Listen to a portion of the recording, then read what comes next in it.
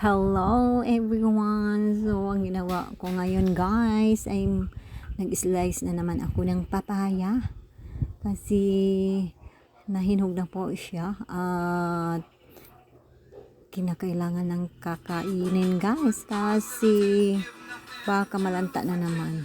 So, ito guys, ginanito ko na lang siya parang mango para pwede na siyang diretsuhin pagkain at pwede na lalagyan ng milk para masarap guys. Okay, ito na naman, papaya na naman, paganda ng kotes.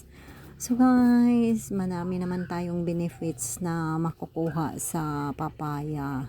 So kain tayo guys ng papaya para kumikinis ang mga ano natin guys, mga kutis kahit matanda na, pero kakailangan pa din natin ang mga vitamins nito. So ito po guys is antioxidant po itong papaya, lalo na kung ano guys, araw-araw tayo kumakain dito or before meal, 30 minutes before meal tayo kumakain ng papaya sa ano guys, breakfast. Ang ganda daw ng effect. So subukan natin guys na kumakain tayo ng papaya 30 minutes before BF para makita natin kung ano ang mga benefit sa katawan natin. So lalo na kung mag-constipate tayo, so itong papaya ay nakatutulong guys sa ating pagbawas. So ayan, ito po para madaling kainin, inano ko po siya parang mango.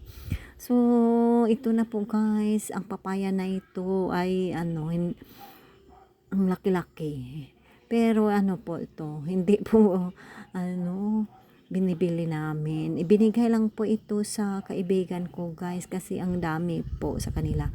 Yung mga papaya ko sa amin guys ay na sira na guys kasi inano sa hangin, nabali po siya sa hangin. So nagtanim na naman ako ulit. So matagal pa yun guys at meron naman ding namumunga. So guys, ito po, kain na tayo ng papaya. So guys, ito na po sa ngayon. Thank you for watching. God bless us all.